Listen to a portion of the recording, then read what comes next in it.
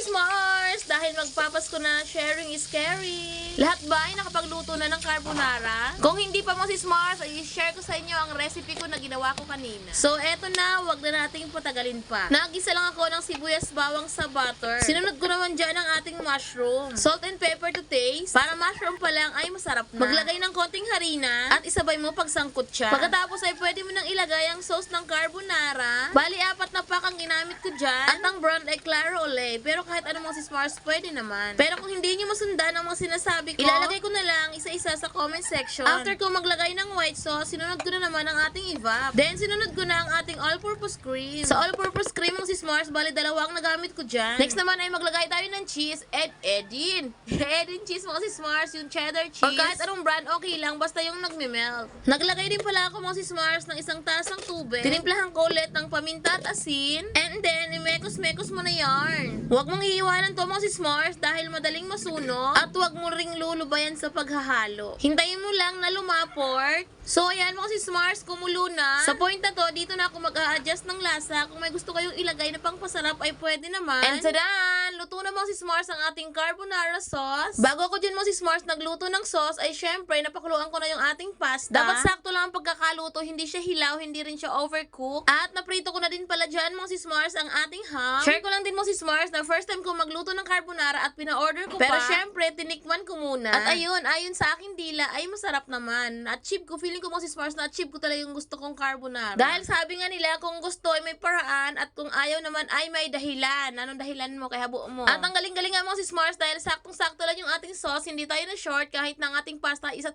kilo. Sa kabilang ako mga Sis Mars, maglalagay ng ham.